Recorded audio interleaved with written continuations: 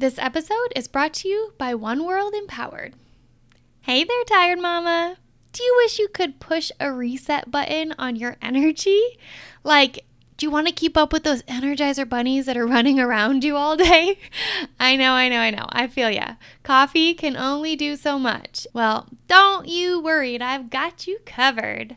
Now, just imagine a community of mamas who know the struggle and are working together to harness and reclaim their energy. We're talking about a true community of mamas who get it.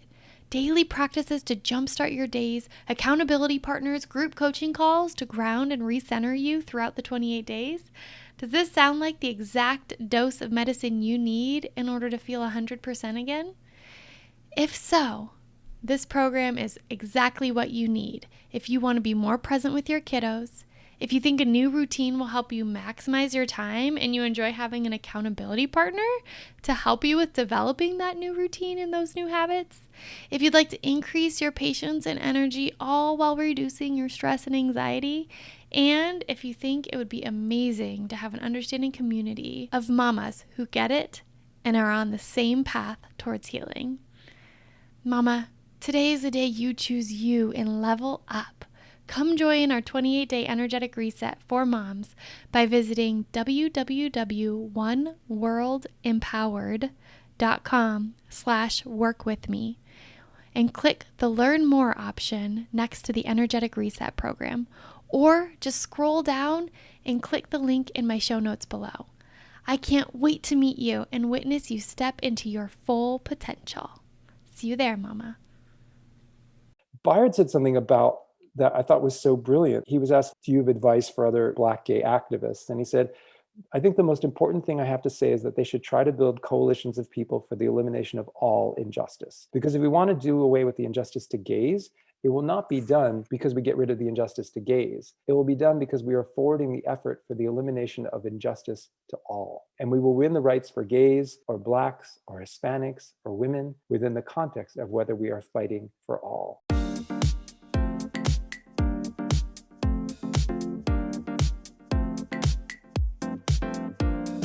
You're listening to the Empowered to Heal podcast. I'm your host, Dina T, and I'm so excited to take you on a journey through stories of everyday experts as we share the ways we've harnessed the power inside us to improve the quality of our lives and the health of our minds. We're so excited to have you here with us and hope you feel inspired and empowered to heal.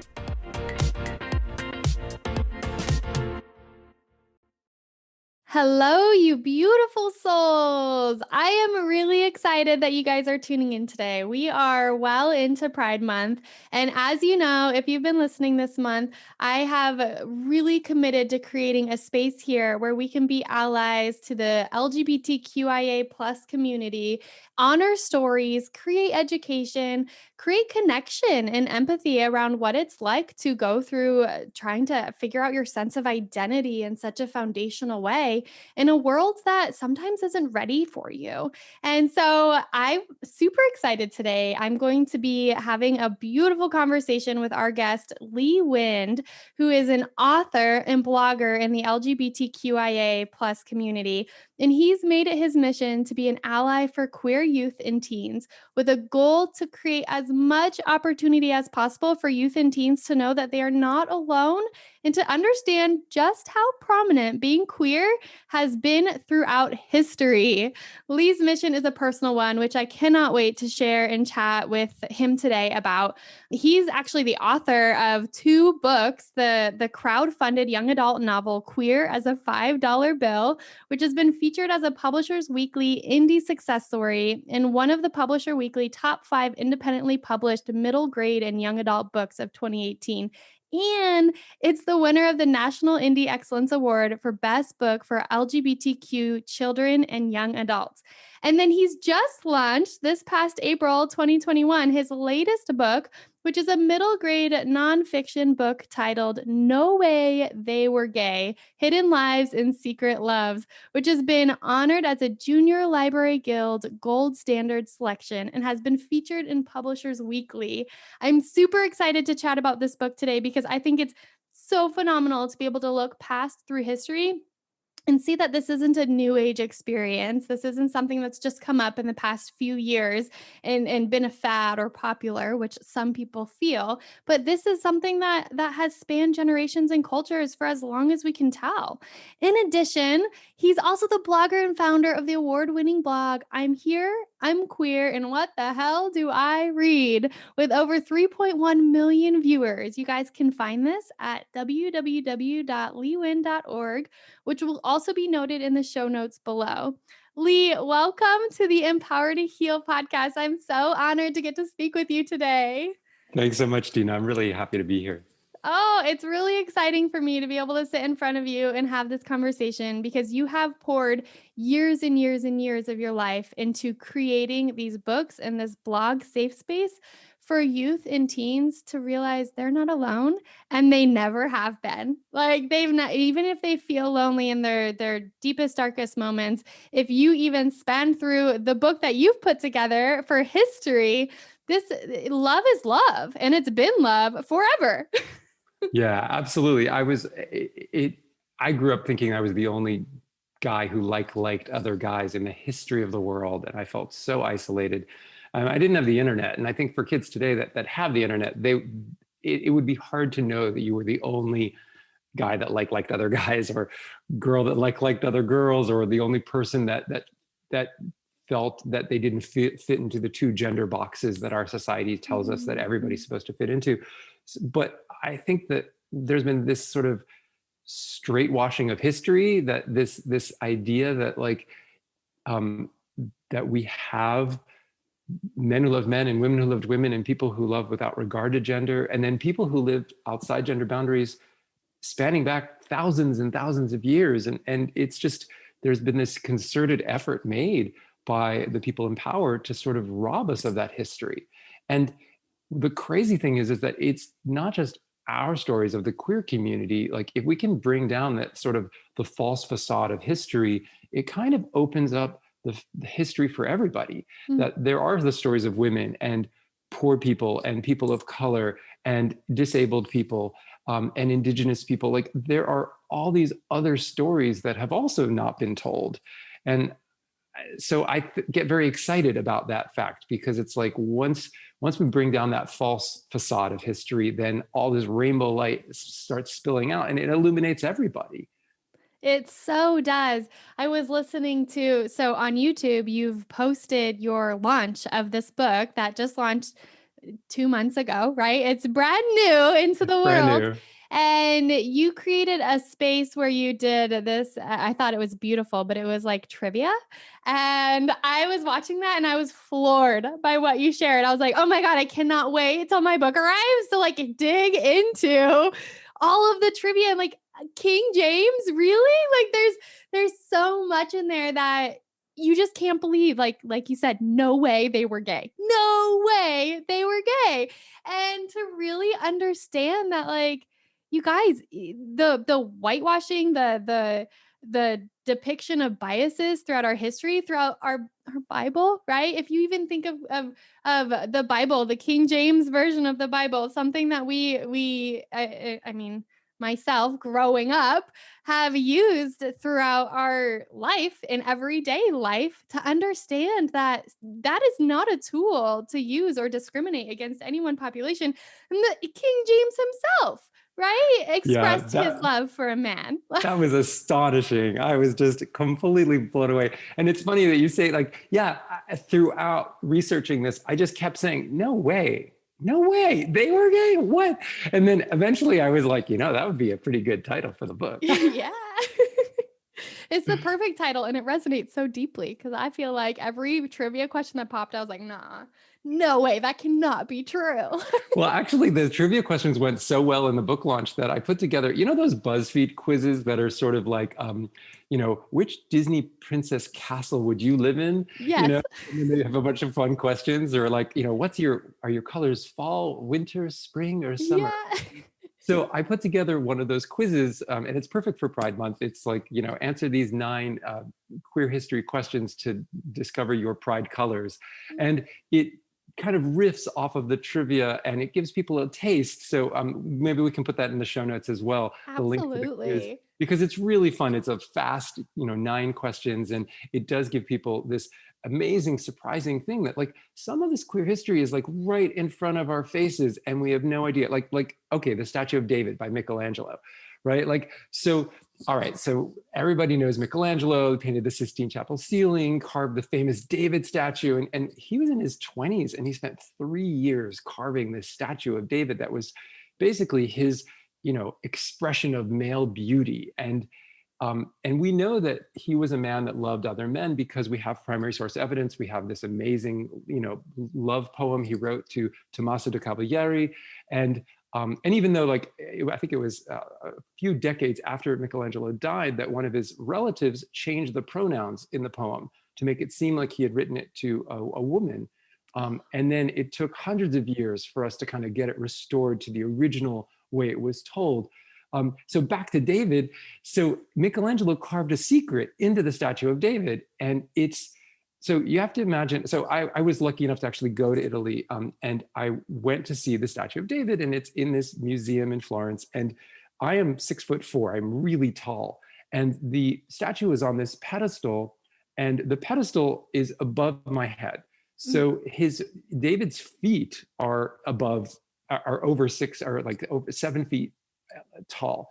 And then the statue itself is really big. It's like 11 or 14 feet tall.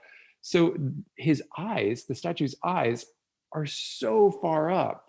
But if you look really carefully, now that we have these digital photographs and stuff, in the gift shop, there was a close-up of David's eyes, and you could see that the pupils are carved as hearts. And I just was like, oh my gosh, it's like this secret love moment, and it's there in full sight, but nobody sees it. And so we all just, oh yeah, beautiful, beautiful guy, yeah, Michelangelo, straight history. Like, wait, no, hold on. But so those surprises in history, I mean, actually, that's funny because really the unifying theme of the book is me being surprised because I was like, what? That's incredible. That's so cool. I wish, like, if I had a time machine and could go back and give this book to my 11-year-old self or my 15-year-old self, it would have made such a difference just to know that, like, wow, I'm not alone. And so that's the whole thing about paying it forward and having the blog and having the book and doing the trivia quiz. It's just like, hey, we have this amazing legacy and we should reclaim it.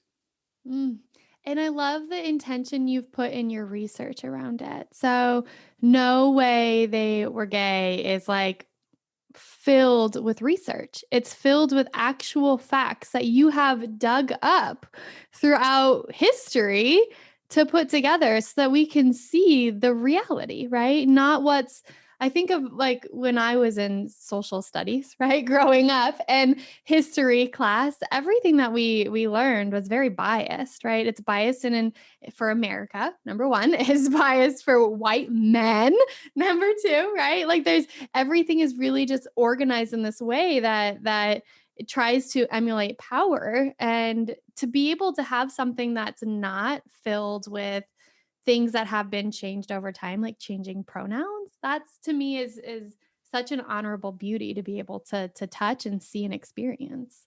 Yeah, thank you. Because I think everyone wants to play CSI history. Like when you mention like Abraham Lincoln and being in love with Joshua Fry Speed, people are so offended by it, and they're like, well, show me the proof that they had, that they did the nasty. I'm like, well, wait, hold on. Like, first of all, it doesn't even really matter what they did physically, like how they express their intimacy, how they express their love.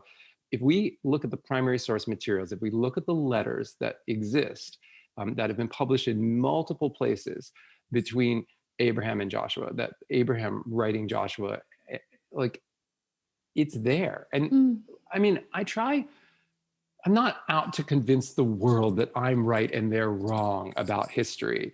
I just feel, because honestly, that would be a fool's errand, right? Like I would be exhausted, and I can't control what anyone else thinks or feels, but I can shine a light. And that's been my goal. Like I want to shine a light on this incredible history. Let's look at the primary source materials together. And then let me share my interpretation, because there are literally thousands of books that have shared this sort of straight washed, false facade of history interpretation of the letters or of Lincoln. And like, there should be more, there should be at least one book, and now there isn't, but there should be a few opportunities, because so much of history is cherry picked. And, you know, it's interesting, when I did the chapter on Sappho, in my research, and Sappho was a famous poet from 2000 some years ago. She lived on the island of Lesbos, which is where we get the word lesbian. Like, she was really famous for being an amazing poet and also for loving other women. And when I was doing the research, I came upon a poem where Sappho is sort of talking about her love for a young man. And at first I was like, oh my gosh, this is like, what? Like, but then when I was like, should I include it in the book or shouldn't I? And I was like, no, I have to include it, because I don't want to be that kind of person that hides pieces of history. Like, that's the whole point of the book, is that all this history has been hidden. So what I did is I included it, but then I also included that, you know, what Dr. Christine Downing had said in her book about the poems, and talking about how most of the surviving poems show us that Sappho's primary focus of emotional love was other women. But it's okay for people in history to have been complex. Actually, if we trust kids that history can be complex, they'll feel better about being complex people in themselves, right? Oh my God, yes. Thank you for saying that. I think we try to put everything in a box to understand it as human beings and just like make sense of it. But to know, in my mind, love is love, right? I love people in my life who are dear to my heart, who have loved despite whatever gender identification or way, like, it doesn't matter to them, right? Love is love. And the connection they feel with another human being is what matters. And I like that you termed that as complex, because it's complex to the outsiders, but it is just fundamental and rudimentary to people who understand that love is love, right? It's just simple. I actually, yeah, and it's interesting too that we've inherited this thing in our culture that we all believe that love is the most powerful, the most beautiful thing in the universe, right? Like, look at how all the fairy tales end, right? Like, what it's the kiss of true love that breaks the evil spell, right? Like, all those Disney movies, like, we all believe, all those Hallmark cards, we all have this shared cultural belief that the most powerful thing in the world is love. The most beautiful thing in the world is love. And there's a pretty good broad consensus about it. What we don't know is that we believe this because of Sappho. Because when Sappho was writing, everybody else was saying that the most beautiful thing in the world was an expression of sort of masculine power. They were saying it because most of the famous poets at that time were men. And when I say poet, you got to think of like a rock star, right? Like, they were the rock stars of their time. They didn't sit and write it down. They sang their poems, and they accompanied themselves on an instrument spelled Lyre. Somebody at some point is going to have to tell me how to pronounce that. And so, you know, and then the poems were memorized and shared, and then later they were written down.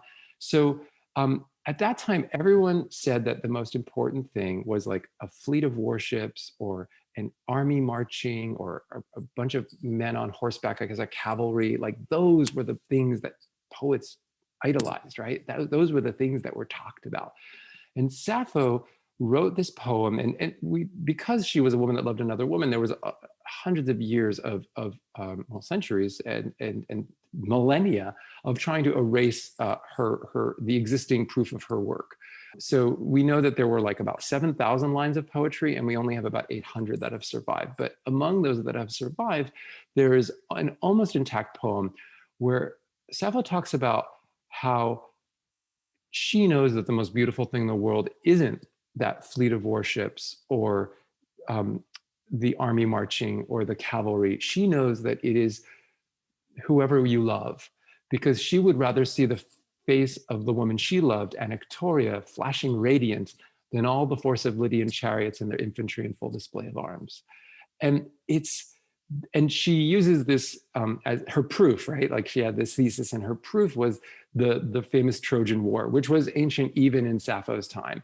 And everybody had always blamed Helen, who was married at arranged marriage to this guy, King Menelaus. And Helen meets this young prince whose name is Paris and runs back to Troy with Paris, leaving her husband and child and parents.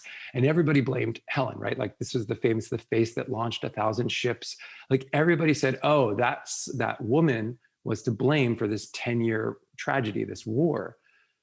But Sappho in this poem recasts Helen as the hero, because Helen left this loveless marriage, this arranged marriage, and she followed her heart.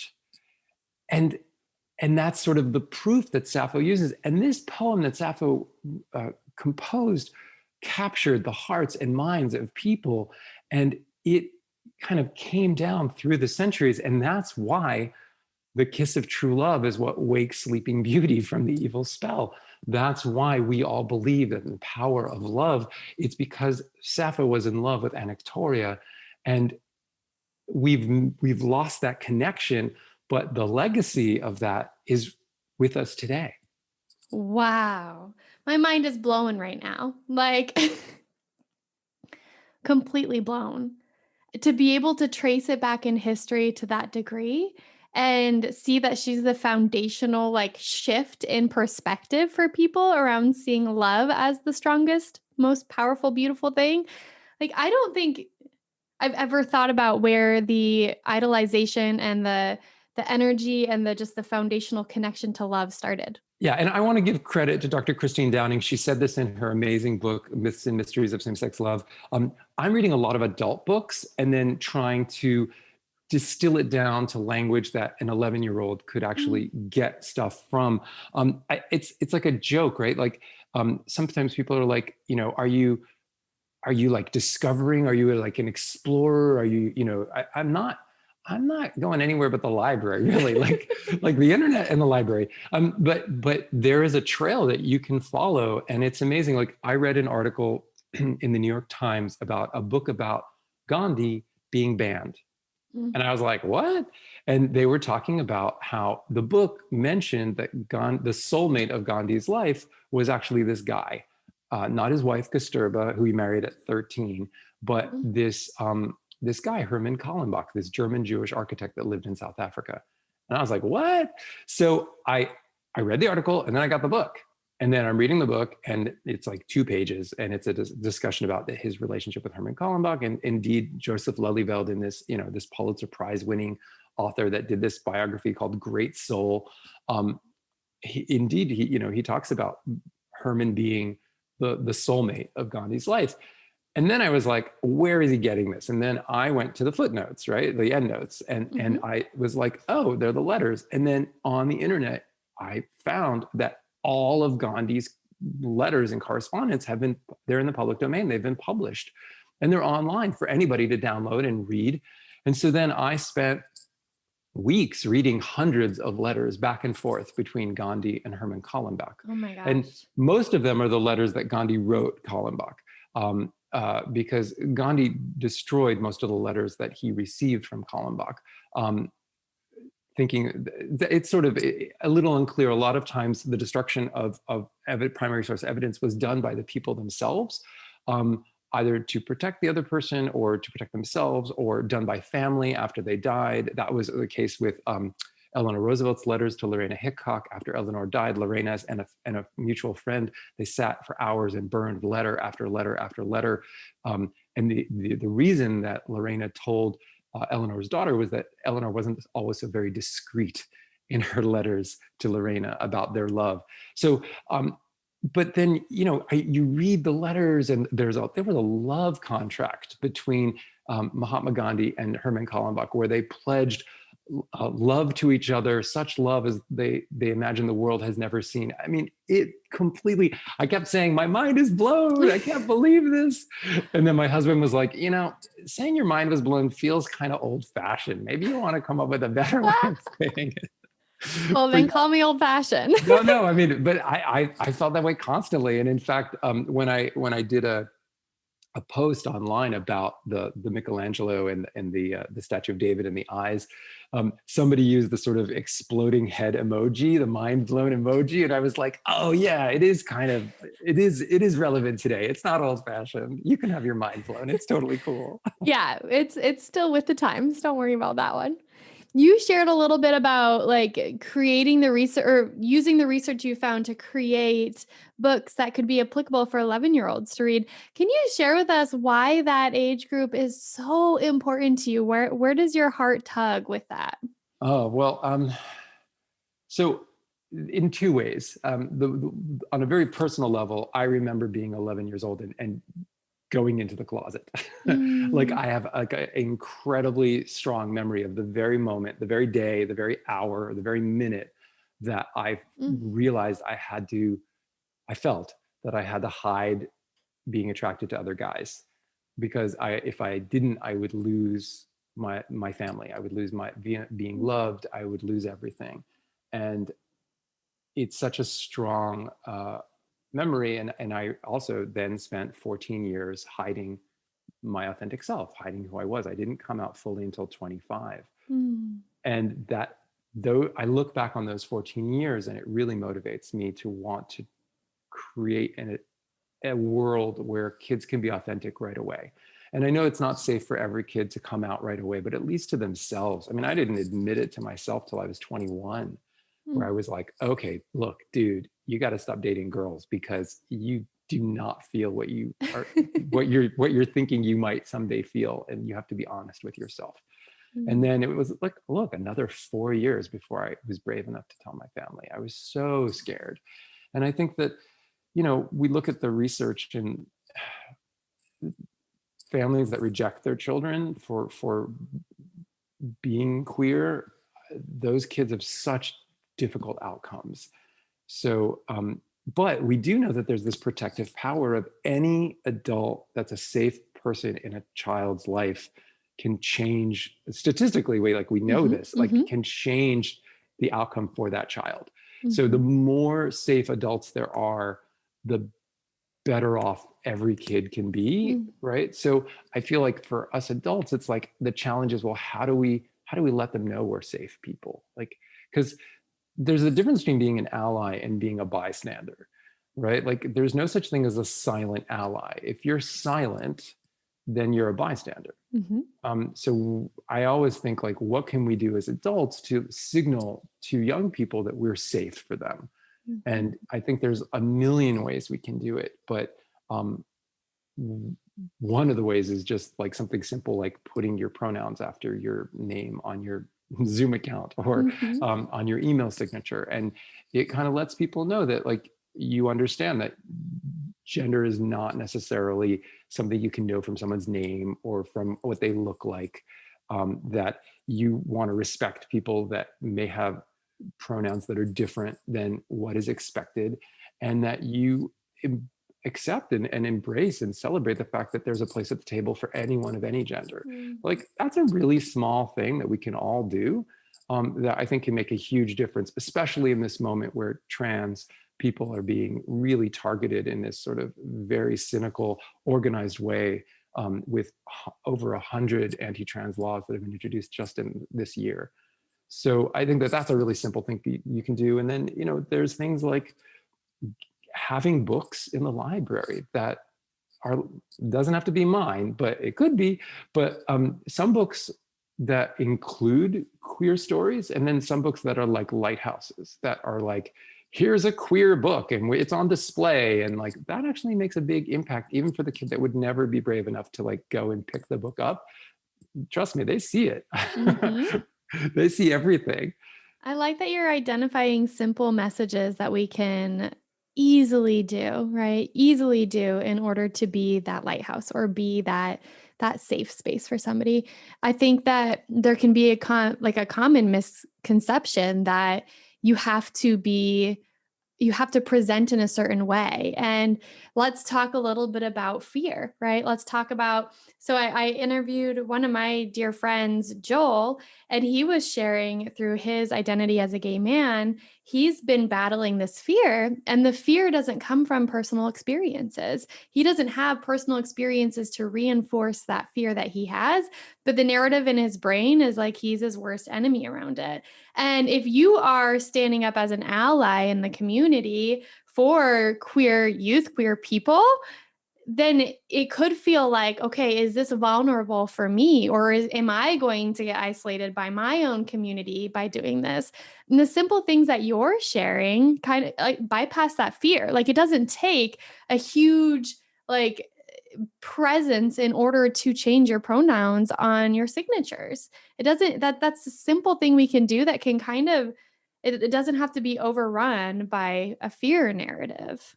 Yeah, and there are picture books that you can get that are inclusive of, you know, two dad and two mom families. There's a really famous picture book called "In Tango Makes Three," which is based on a true story of these two male penguins in the New York City Zoo, and there's an extra egg that they don't have penguins to sort of like sit on to hatch, and so that they give it to this gay male penguin couple, and they do everything right, and then they have a little baby, and her name was Tango. And Oh my God, that's so cute. and that book, even though it's the sweetest thing in the entire world, that book was one of the top 10 most challenged books in America for years and years and years, because I think there's this weird thing we have in our culture where we think that if we can protect our children if we can prevent them from knowing about things.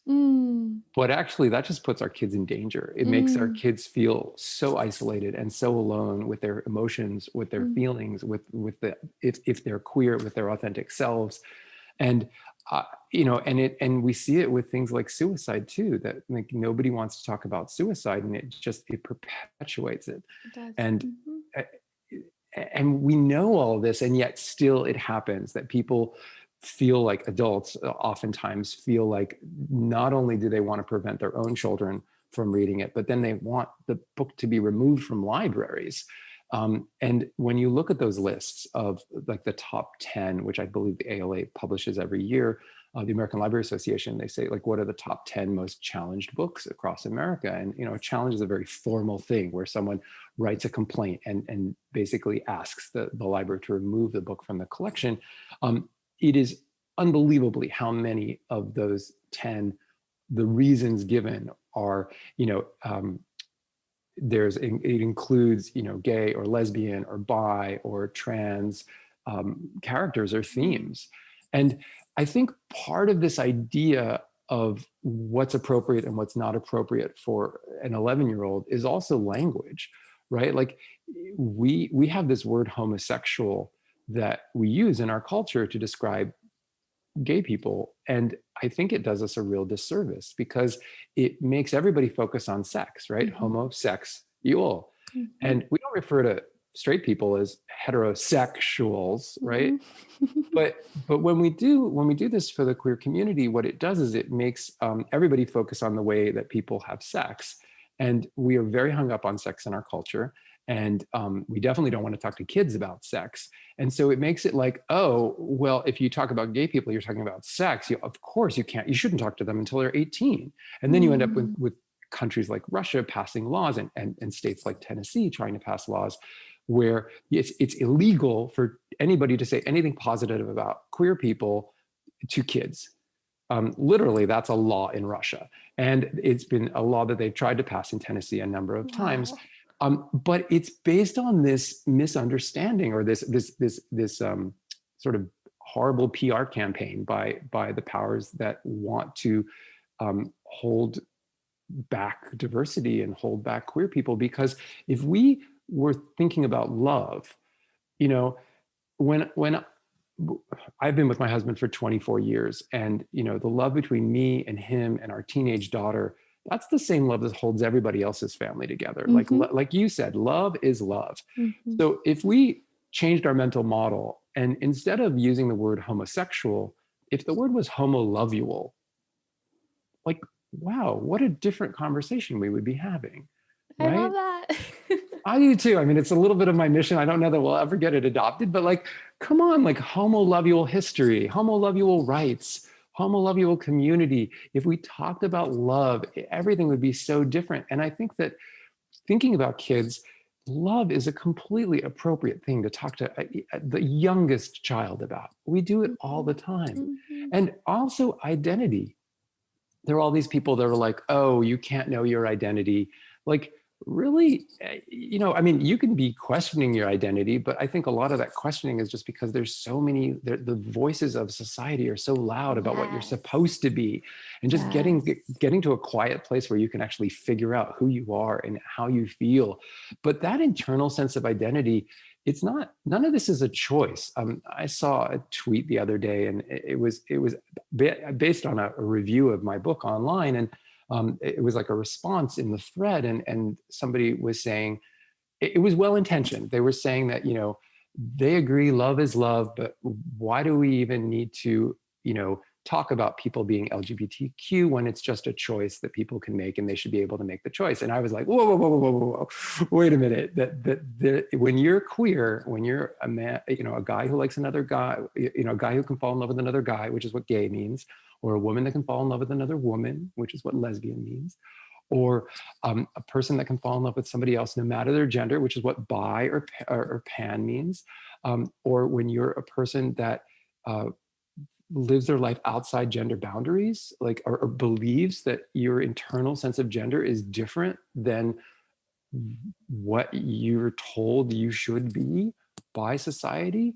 Like, none of that is a choice. That is your internal authentic self. And what the choice is when you're queer is, are you going to be authentic about it, or are you going to hide who you are? And much of that is mediated by how safe you feel, Mhm. which takes us back full circle to what can we adults do so kids feel safe? Mm. Both the kids in our family, the kids in our classrooms, the kids that we interact with in the world, and then even online. Like, how are we safe people? What's this podcast feels like a safe space because you've crafted it as such, Mhm. right? And that, like, the guests you have on your podcast, like all these little things for teachers. The classroom, is there a safe space sticker on the classroom that has a little rainbow on it? Like, there are all these little things that we can do to make our world a safer place. Mm. I appreciate you talking about the psychological impact that if you don't feel safe to be your authentic self, that can have, or existing in a world where everywhere you look, you can feel judged, or you can see examples of things that do not relate to how you feel. And the psychological impact of that is extreme. Even if you look at the statistics around children who do, or adolescents and children who do identify as queer in some whatever manner that looks, the statistics around suicide rates are astronomically high. I think it was like 1 in 4 or 1 in 5. You might know the statistic better than I do. Yeah, I mean, especially for in terms of self-harm, when they were when they were studying, the National Center for Transgender Equality was saying that like 40% of transgender adults had reported making a suicide attempt, and I think it was like 92% of them attempted suicide before they were 25. Oh my Like, gosh. I know, it's so horrible, and it's like, and yet part of that is because they feel like they're attacked, which they are being attacked, Mhm. and they don't feel safe, and Mhm. in many cases they're not given a safe space to be Mhm. themselves. um, but there's also this sense that they're like, it's all brand new, that nobody was queer before this. And you look back in history, and that's part of the cost we pay for buying into this sort of false facade of history. Like, Mm. there was a pharaoh in Egypt 2,600 years ago.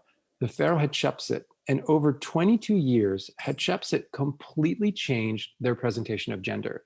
So they were the daughter of the pharaoh, and then they married their brother or their half brother after their father died, um, and their husband brother. This was really common back then. They didn't really know about like, you shouldn't marry your sister because it's not, genetically it's not going to be good. They were all about like keeping the bloodline pure. So, and then when her husband died, Hatshepsut was 16 years old, and the next male in line for succession was her 2-year-old nephew. And you couldn't make a 2-year-old the ruler of Egypt. He was 2. Mm-hmm. So at 16 years old, Hatshepsut convinced all the ruling elite to let her rule as regent for the 2-year-old nephew. And they let her do it, which is astonishing, right? Like rather than changing to a different dynasty, they let her continue. And then she was so smart and so crafty. She was 16. She was so smart and so brilliant. And she worked the system of ruling Egypt. And then a few years in, she declared herself co-king, senior co-king, not queen, but king, senior co-king with her. At this point, I think he was 7, her nephew. And as she sort of called herself a king, the way she was portrayed in sculpture and in carvings started to shift. And she was portrayed more masculine and wearing men's clothes. And there are these amazing statues that you can actually see this progression from like being portrayed completely as a woman to being in this sort of in between masculine and feminine state. And then towards the end of their life, right, they ruled Egypt for 22 years. Hatshepsut, she was portrayed completely as a guy, false beard, squared off shoulders, Wow.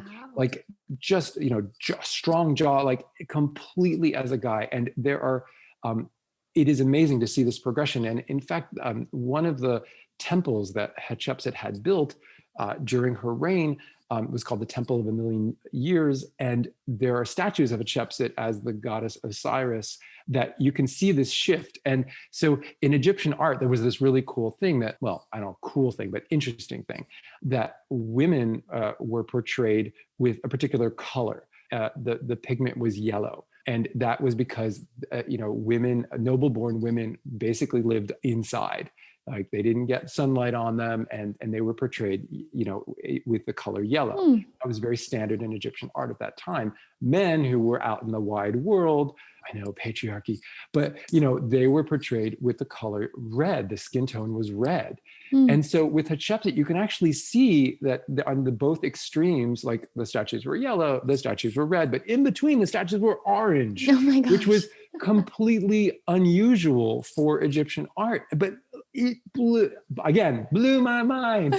And I think about how amazing that must have been, how empowering that would be for a gender fluid young person today to know, like, oh my gosh, this pharaoh, this person that ruled Egypt, and Egypt was like the big time. Egypt was like, the most amazing ancient, country. Like, wow, Hatshepsut ruled Egypt. And while they ruled, they changed their public expression of gender. Like, wow, how cool is that? And then sadly, after Hatshepsut died, the co-king, right, her nephew, who now was a young adult, went on a 10-year campaign to destroy all mention of Hatshepsut, to destroy all evidence that she had ruled as over him. And so there are actually these amazing, there's a photo in the book of a bas-relief of Hatshepsut that had been chiseled out so carefully just to remove Hatshepsut that you could see it like a silhouette of where Hatshepsut had been. And they changed all the carvings, and they destroyed one of the temples that she had built. Wow. But amazingly enough, for 22 years, she'd had so much stuff built that her story did survive through history. Wow. So I just feel like knowing any of these things in history are so empowering. And it's like, it opens up this whole world, because if kids today know that there were people like them in history, then I believe that they'll trust that they deserve a place at the table today. And these are people in history that made a difference. These are people in history that stood tall and proud and like made their mark on the world. Like that is just like, if they can do it, I can do it, right? Like that's that feeling that you get from hearing that. Right. And exactly that. If they can do it, I can do it. And if they can, if there are all these queer people in history that did all these incredible things, what can I do? Right. Like if you know Mhm. that you have a place at the table today, the future is limitless, right? Like you Yes. could do anything. And gosh, isn't that the gift we want to give every kid? Yeah. It's interesting because if you even think of history that long ago, you don't think of it being super like progressive, right? And then you think of where we are today and we think that we are pretty progressive. And you're like, okay, we don't have as many. I mean, there's still a lot of barriers, but it's not as severe and as many as we've overcome from our history to kind of be able to push forward and move forward through. So like even having the resilience to say, okay, like I can do it. And the barriers that I face are quite different than the barriers that they face. And if they can do it, I can do it. Right. Like we've got you can pump yourself up that way. When I hear you talk about it, Lee, I'm like, how do we how do we get this book in the hands of everyone? How do we get this book in the school libraries? Like, how do we infiltrate the world to be able to see and have this? Because the history books you have to use don't include it, right? It's just not there. Yeah, it's I think it's like a one-on-one kind of thing. Like read the book, hand it to your school history teacher. It's funny because while I was writing the book, my daughter was in 10th grade history or English class, and they did a unit on Shakespeare. And she came home really excited, and she's like, we're studying Shakespeare's sonnets. And so for those who don't know, William Shakespeare wrote 150 some love sonnets, and 126 of them are to another guy. And they are beautiful. And they include some of the most famous language that we all know about Shakespeare, but nobody has any idea that they were poems written to another guy, because Mm. again, that pronoun game was played, that the trick. And they changed the pronouns to make it seem like Shakespeare had written all the poems to a woman. And it took over 100 years for the poems to be restored as they originally were. And in fact, I have this book, it's like 1,000 pages. It's called The Riverside Shakespeare. And it's like everything Shakespeare wrote, and it has these essays in it. And the editor of the sonnet section, and it was published in, I think, 1970s, was like, well, we've restored the poems here to their original form, but don't be fooled. The love that, Shakespeare expresses for another man is not similar to the homosexual love of today. And I was like, What? really? Like, could you just shut up and let people read the poems? And honestly, that's really what I tried to do. Like with the book, I try to like get out of the way, share the primary source material. And then, and I really loved pop-up videos. Do you remember those from VH1 or whatever it was? So it's like, it'd be a video, and then like, suddenly next to, Janet Jackson, it would be a little pop-up thing, and it'd be like, Janet wrote this song, well, blah, blah, blah, blah. So in a similar way, in the book, I tried to like include my little notes, but in a way that was fun, not like, it's not history like medicine. Like I always thought history, it was like names and dates to memorize. And it was just, oh, I really never liked history in school. Mhm. It never included anybody like me. I felt very isolated from it, and it was so boring. And I was just like, I don't want to write a boring history book. I want to write a book that's like chocolate. I want to like, Yes. my history book is like empowering chocolate. So, when it comes to the Shakespeare poems, like, and everything, all the primary source materials, it was really fun to sort of like layer in these cool things. And like, and people are like, there's a lot of debate. Historians, a lot of them are like, well, okay, so he did write 126 of the love poems to another guy, but they're not necessarily autobiographical.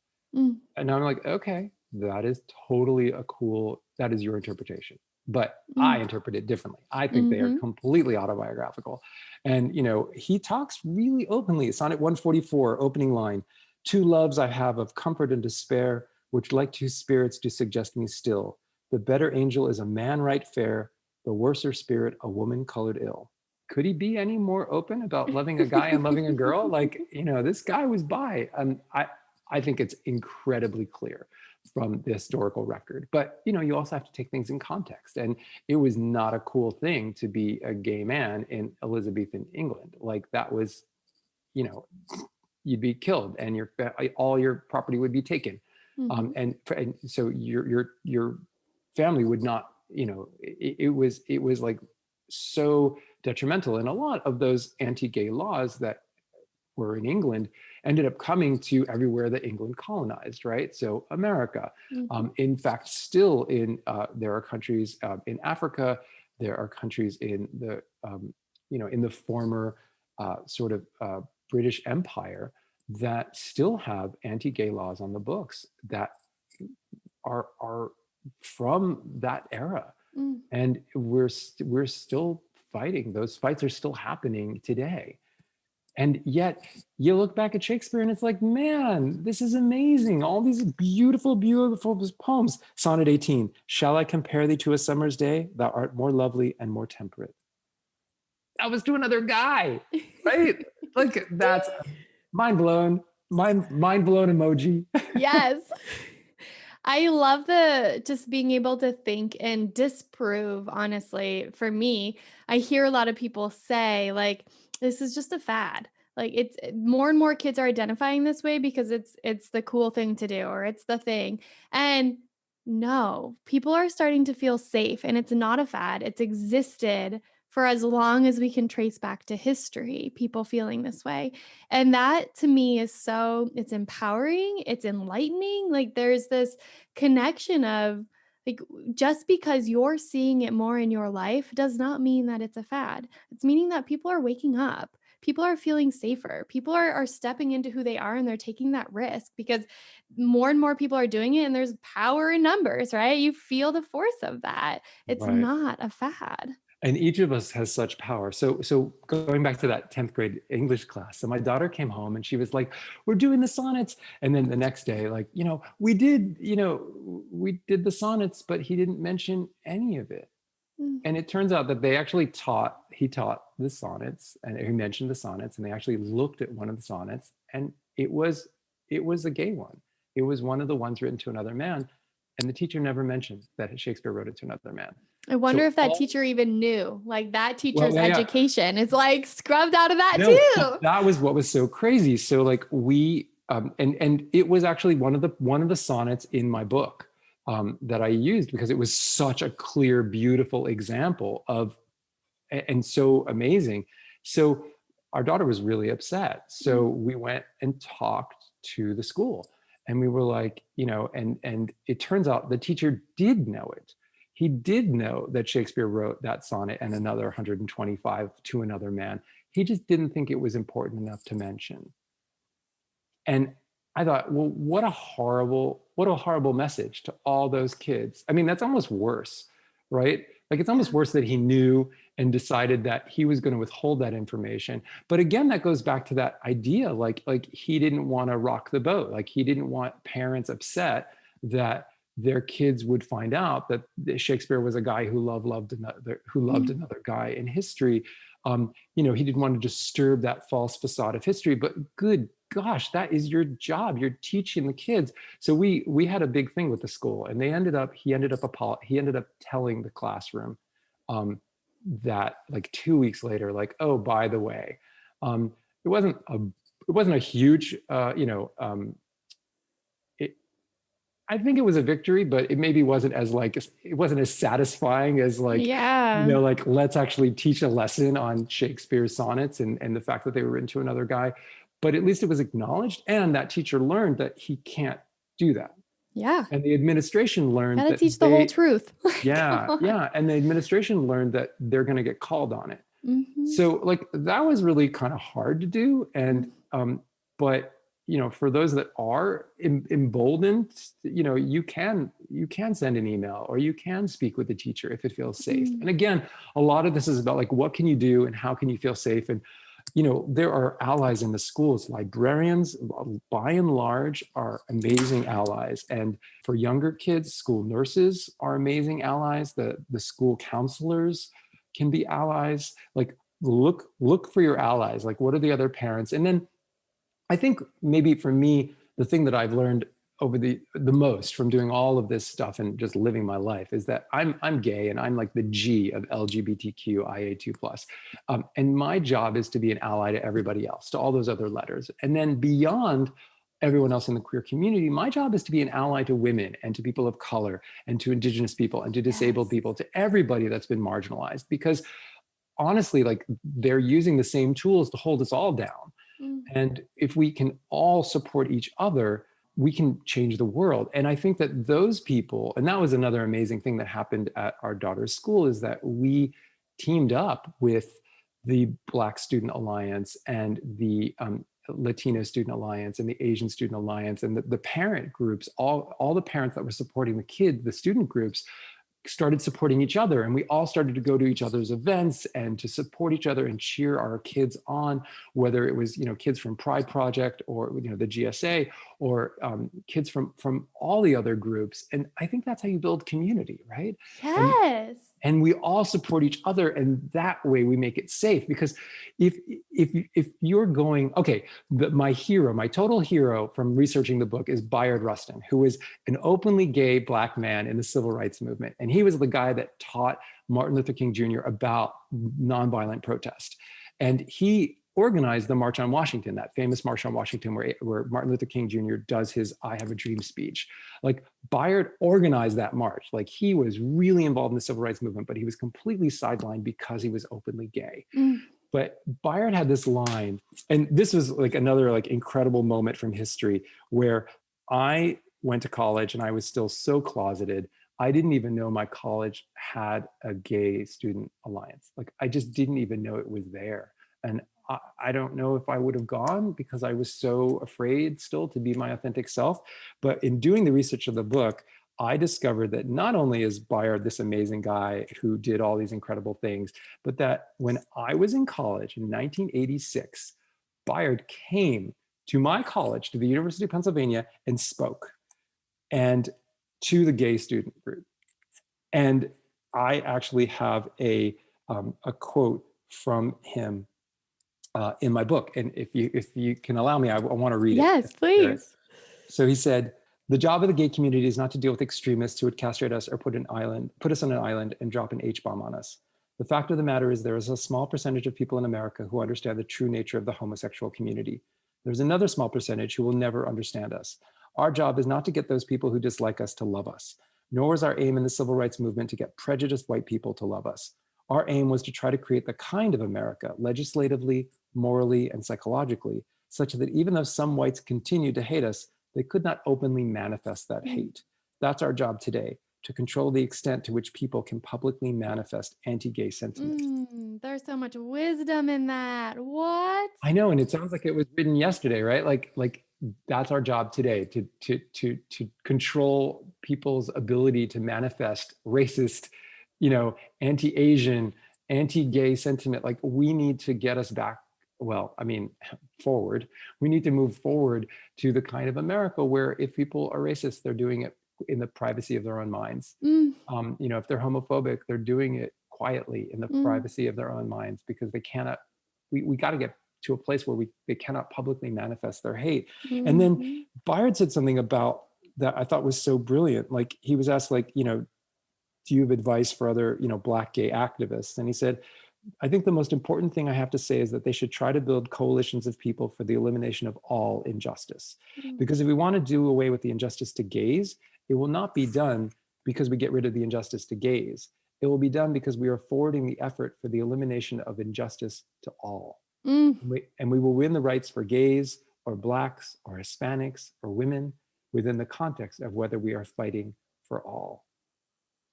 That's like standing ovation right there. It is. Wow, mic drop. He was amazing. And I really think, like, that's our journey, right? That's our goal. Like, make our world safe for every young person, make it safe for every adult. Like, let's hold hands. Let's get together. I mean, I know after the pandemic, let's all hold hands. We're all vaccinated. We're all standing together. But until then, until we can do that, let's be there for each other and let's help create that world that we want so badly for our kids, for them to be their authentic selves and for them to grow and blossom and become the amazing human beings that they can be. Mm, mm. That's a beautiful end note right there, Lee. Holy moly. I want to be able to have an action step for folks listening to this.